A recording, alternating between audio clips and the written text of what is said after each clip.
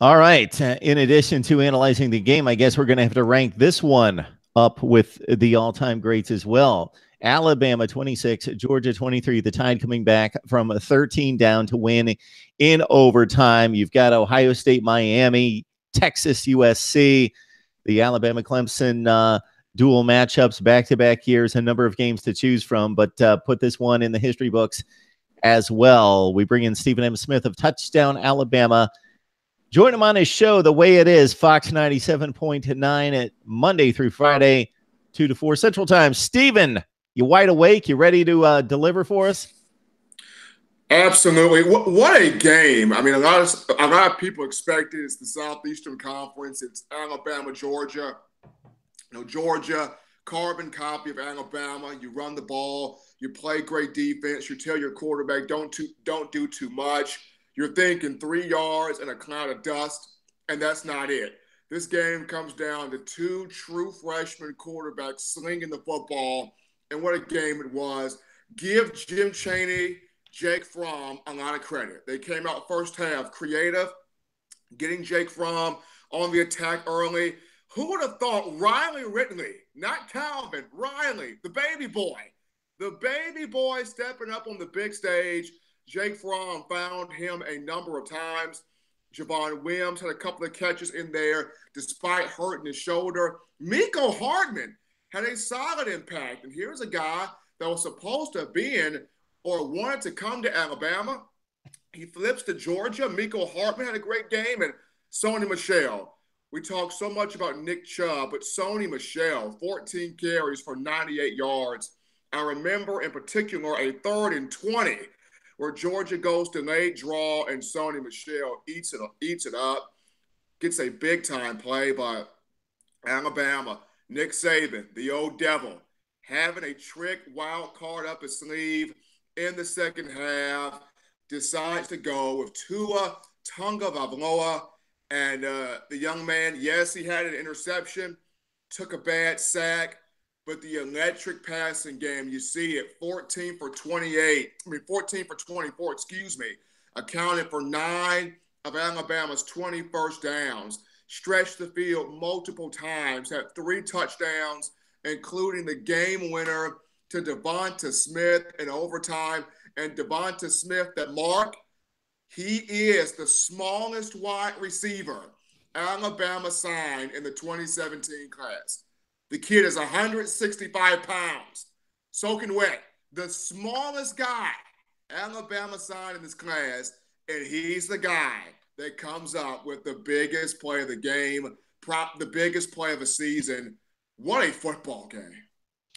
Yeah, what a game. And Georgia's going to get discarded to a certain extent for blowing this lead, but Alabama more won this game than Georgia lost it. It's not like Georgia imploded, started to make awful decisions or awful plays. I do have some questions about the Georgia play calling in the fourth quarter, but getting back to Tua and what he was able to accomplish, I believe it was the first drive that Alabama scored to get on the scoreboard. He had that run to the right that was completely shut down, clogged up. He was just bottled up with defenders all around him. And we're not talking about just a defense. We're talking about a defense full of athletes and reversing his field, picking up that crucial third down. Otherwise, they punt the ball again. And who knows, those are precious minutes that you're down by 2 scores. And who knows without that play, if the rest of it unfolds. That's true. And also keep this in mind. Left tackle Jonah Williams went down in that game. And Alabama has to go to another freshman, Alex Netherwood, 6'6", 326-pounder from Pensacola, Florida. He was number 34. Not 34, he was number 30 on the ESPN 300. Had to come in, and what a job he did. Freshman left tackle, keeping Tua confident, calm, upright in the pocket. Freshman all over the field, Najee Harris in action. All these guys stepping up on the big stage in big moments, but Tua Tagovailoa, that run, but not just that run. I go back to the throw to Devonta Smith for just a minute and how he was able to talk about that throw after the game, breaking down that Georgia was in cover 2, safety high, talked about him trying to look off the safety to find Devonta Smith. He is breaking this down in the interview as if he's an offensive coordinator. And this is a 19-year-old guy from Hawaii, has to move from state to state, find a new home in the South, coming from the Pacific Northwest on an island.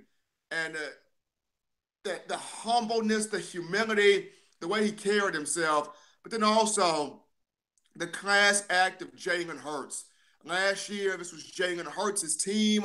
The Hurts So Good hashtag was born, took this group to a national championship game last season. I had this group positioned for a championship run this year. And though the game itself did not work out in the way that Jalen would have probably liked for it to work out, how he played in that game, or how he supported Tua in that game, stayed right by his side, encouraging him, lifting him up, not being the diva when it's not my moment, I'm not on the field, so why care? Jalen embodied that team aspect, that Alabama aspect, even when it's not your night. Find a way to be engaged, and that's kudos to Jalen Hurts. When it was not his night, Tua was in there. Hurts found a way to still be engaged by uplifting a teammate. Yeah, for anybody who understands how competitive these guys have to be to reach this stage and to compete at this level, there's no question that Jalen Hurts felt something inside like, okay, I didn't get it done tonight. Whether he agreed with the decision or understood it, he may have thought, this is crazy. Why am I getting benched? We're still in the game. And I led us in a championship game last year and walked off the field with the lead, and why this is happening to me. Or maybe he internally understood, okay, I'm not getting the job done. I've seen this kid in practice. We've played together for 9 months now. I know what he can do. So I get it, man. This is hurting, though, that I didn't get the job done. Regardless, we can't conjecture what's going on through the hearts and minds of young men. But in regards to being just a class act, in regards to showing his support first on the field, which is crucial, and then also saying all the right things, and not in a politically correct kind of way, just spilling forth with enthusiasm and joy for the moment, winning as a team, regardless of who got it done.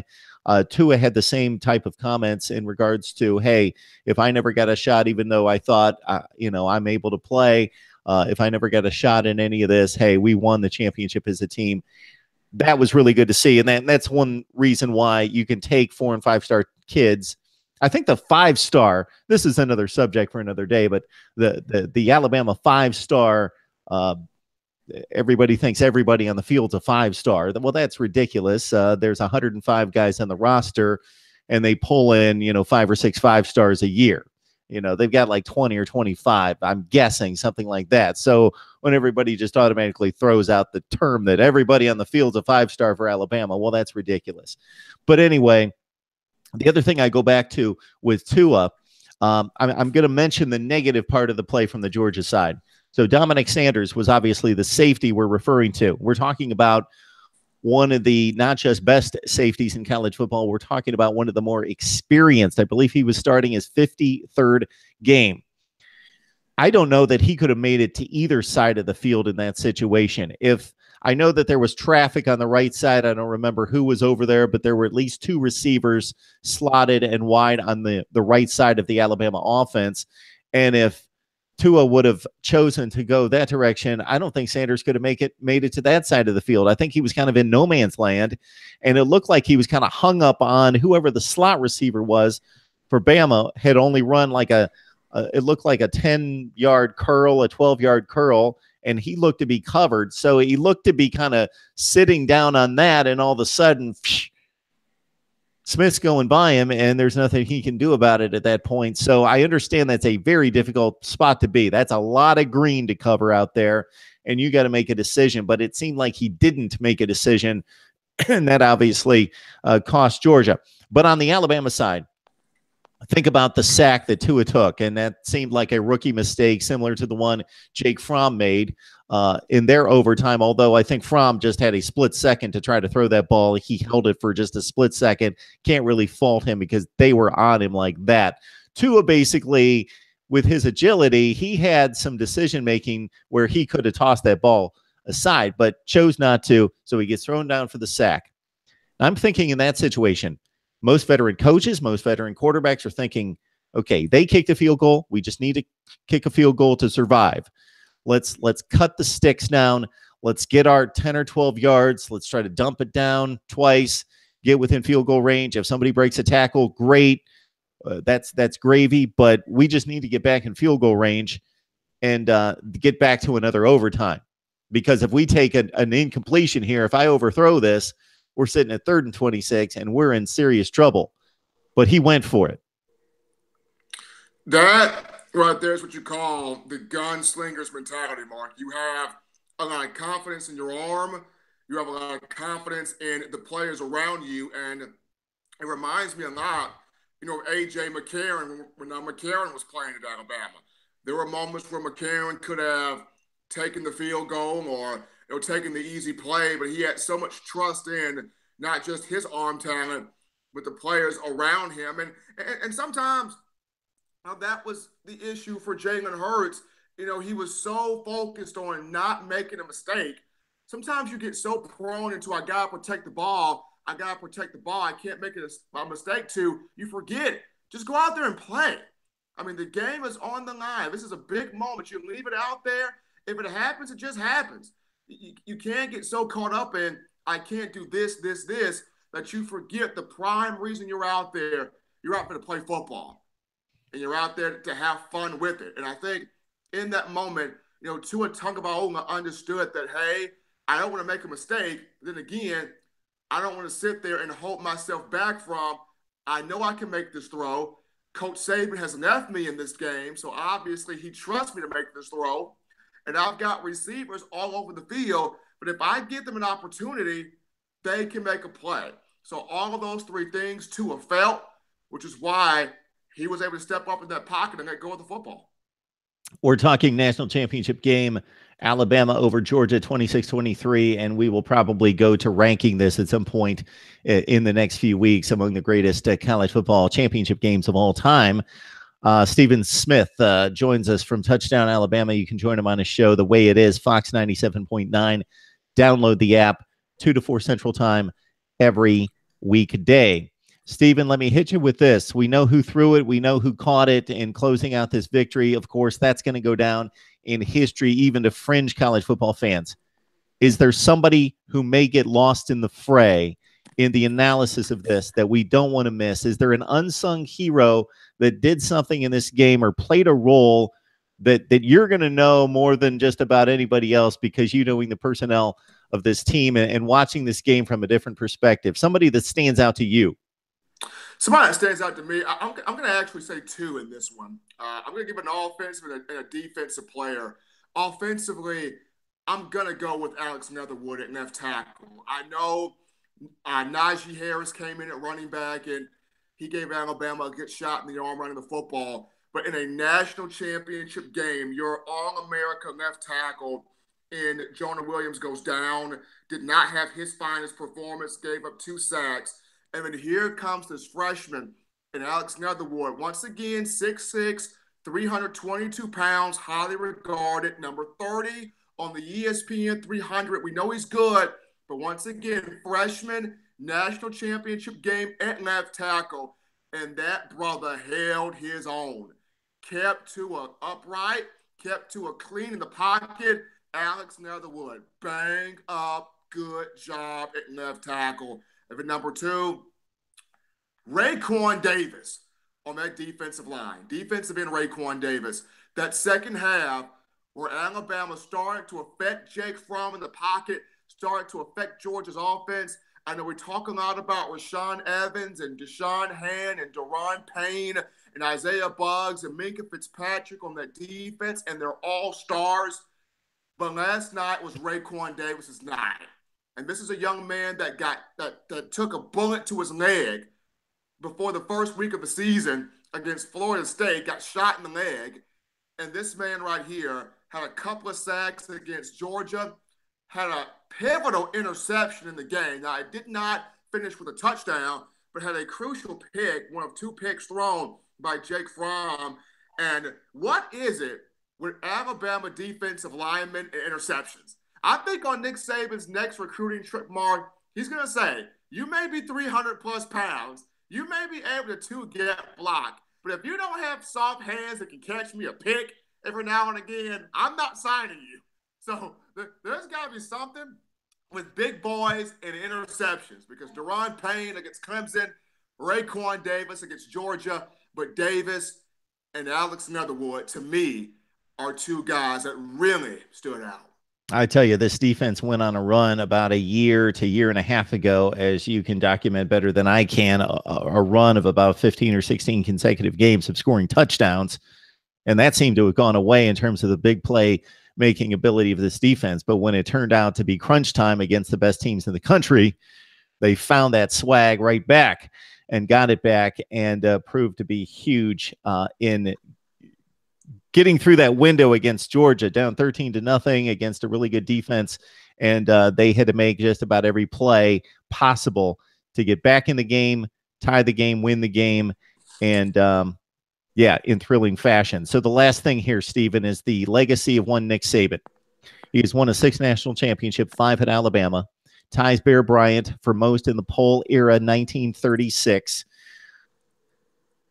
What can you say about what he's accomplished? Because beyond the championships, and everyone's going to focus just on that number, since 2008, Alabama has competed for a national championship every year. Even 2010, I will say that they showed on New Year's Day against Michigan State, even in a down year, that they were one of the best teams in the country.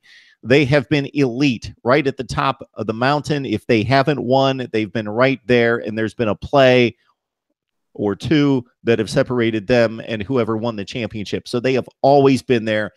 This is a dynasty that I've got to say, because of the longevity involved and because of the competition today versus what Bud Wilkinson did with Oklahoma in the 50s, or Notre Dame under a number of head coaches through the 40s to the 60s. And some other teams have done, Woody Hayes at the end of the 60s into the 70s, because of the competition. And of course, Bear Bryant, because of the competition and getting through now layers of games and championship games within the conference and playoffs now, that Nick Saban, I believe, has put together the best resume for a college football coach in the history of the game. There's no question about that. And then you add on to that with this season, Mark, with all of the injuries that Alabama had to go through. Keep in mind, yes, you lose Reuben Foster, Tim Williams, Ryan Anderson, Jonathan Allen, Dalvin Tomlinson, a lot of dogs, a lot of big-time players from last year's defense. But the guys you had coming back, Sean Dion Hamilton, Rashaan Evans, Christian Miller, Terrell Lewis, and much more. Alabama felt that this defense could be just as good. A lot of people had guys like Terrell Lewis and Christian Miller down for 8 to 10 sacks, and then the injuries happened. Every single week, somebody new was going down. Somebody new was tearing a knee or hurting a clavicle or rupturing an Achilles. It was just something different every single week in practice. And for Alabama to withstand all of that and find a way, plug and play, find a way to win a national championship, that speaks a lot to Nick Saban. That speaks a lot to Jeremy Pruitt, who's now officially now headed to Tennessee. But that speaks a lot to this program, because not too many programs can lose so much on defense. When you talk about Christian Miller and Terrell Lewis didn't play much of the season. Deshaun Hand went down.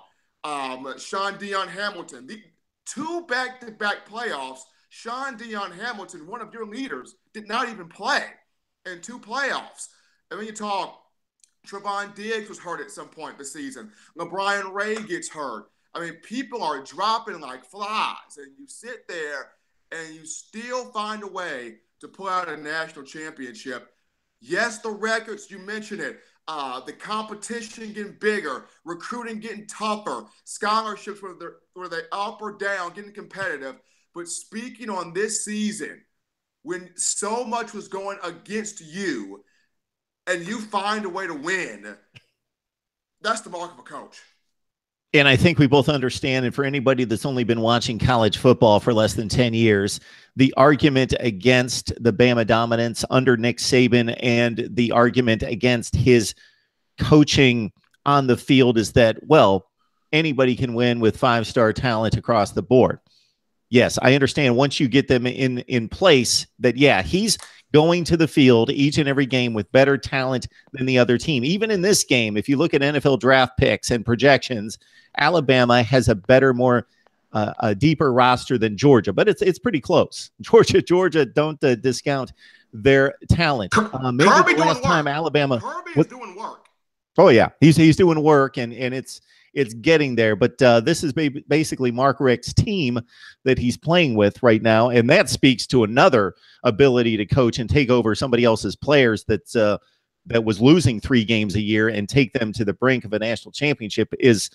Don't discount that from certainly from Kirby Smart's ability to coach on the field and coach the team that he was given, and only one class of his on the field, freshman class.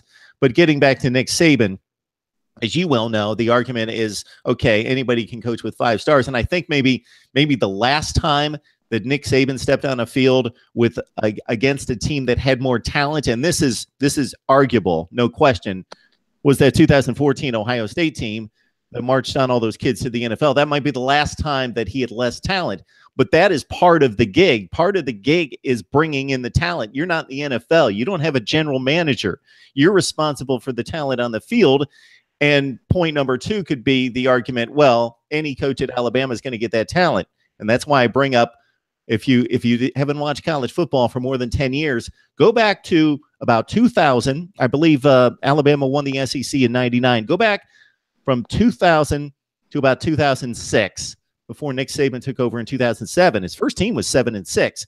Look at those Alabama records. It's not automatic just because you're at Alabama. You can slump at Alabama. You can let things get away from you. They were lucky to get 3 stars for a few years in there. They were losing to the Louisiana Techs of the world. So it's not automatic at Alabama. So Nick Saban has done a masterful job.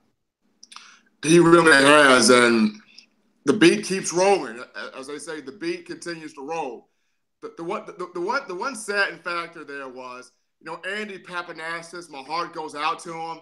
Alabama has it set up for him, 25 yards from the middle of the field, and he just could not get that ball, angled well. But even despite that, Andy has had a pretty good year. I mean, yes, he missed some kicks, but despite that, Andy's had a pretty good year. And my mind just goes back to once Devontae Smith caught that football, Kenyon Drake ran onto the field in jubilation. And, a guy that kind of reminds me of Kenyon Drake, or 2 guys for that matter, I look at Tony Brown and Robert Foster.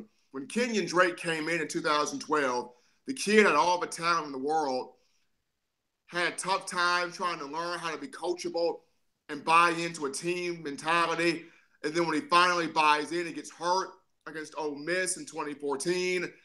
Then he gets hurt against Mississippi State in 2015 before finally having the icing on the cake where the 95-yard kick return against Clemson was concerning. You look at Tony Brown and Robert Foster, 2 5-stars that came in. Robert Foster 2013, Tony Brown the following year. It hasn't always been pretty for those 2, but last night, Tony Brown an interception, Robert Foster made a couple of catches, and seeing him celebrate with his son, just trying to put a quality bow on a career that hasn't always been peaches and cream, those are the things you think about. And Pappanastis still gets a ring. He gets a ring, and he did convert on 2 field goals. So true. Pap gets a ring. And not only Pap gets a ring, Bradley Bozeman gets a ring, and he proposed to his girlfriend. So I'm glad you brought that up. I'm glad you brought that up. Pap gets a ring. Tony Brown, Robert Foster get rings, and Bradley Bozeman. Following along the lines of guys like Andre Smith and Barrett Jones and William Vlahos and Ryan Kelly, and now it's Bozeman anchoring that center position. Great season by him, gets a championship and proposes to his girlfriend Nikki, of whom he met, back in high school at Handley High at Roanoke, Alabama. Very happy for Bradley Bozeman. All right, Stephen, before we let you go, I I'm going to do a little producing in the moment here because doing these live streams very infrequently, I sometimes forget that we've got folks online, but I want to do this live. So we are going out live right now, and I want to just call up my channel, see if anybody's made any comments on the live chat here with us. We've got a number of people on the line. All right, let's see if I can get there. My computer will cooperate. Here we go. So we've got, I don't see any. What do we got here? Oh, Jalen Hurts transferring. Somebody's asking about that. Jalen Hurts. So what does he do now? He's going to compete, I would think. He's going to compete. I think he definitely competes now. Should he not win out? That becomes the question, especially after seeing what Tonga Babalonga did for that offense. Hurts is a competitor, but if he does not feel like he needs to change his position from quarterback to wide receiver or safety or running back, because the guy's one heck of an athlete, if he feels like he doesn't need to change his position, but I definitely can see him going elsewhere. But also, Mark, I go back to the love that Jalen and Tua have for each other. These two genuinely love each other. So I could also see, Jalen sticking around and maybe accepting the role as the number 2 guy and playing when he can, giving that encouragement when he can. I can see it both ways. And somebody's also asking why Alabama went 9-3 in 2010. How could they possibly lose 3 games? Well, you're playing against Cam Newton against Auburn, and Cam Newton's no slouch. He's the real deal. And then that was the year where Alabama got complacent. They lost to South Carolina that year too, right?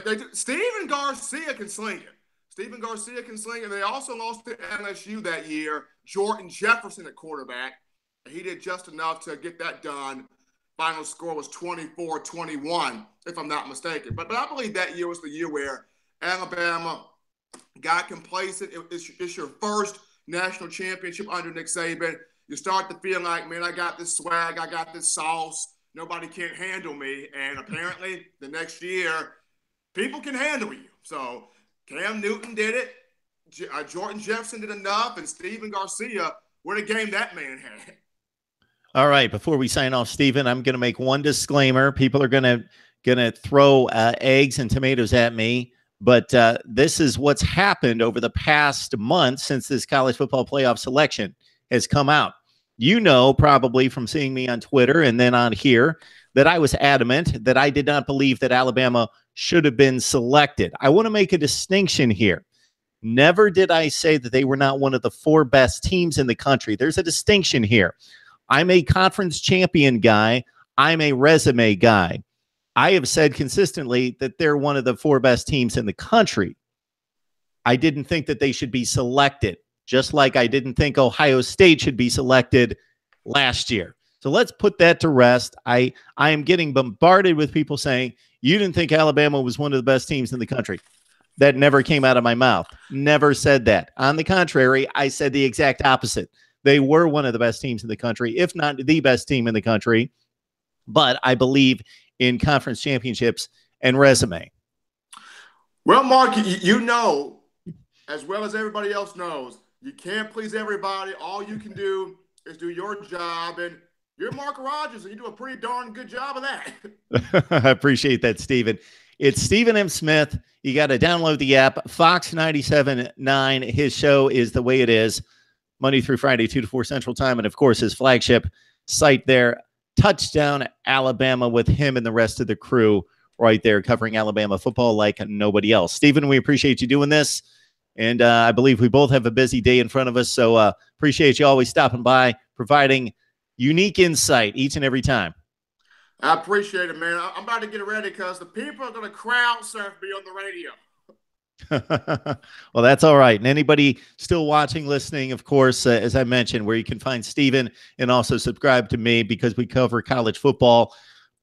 Get this, Stephen, 98 media guests on Mark Rogers TV in 2017. 98. Ooh, we're moving on up.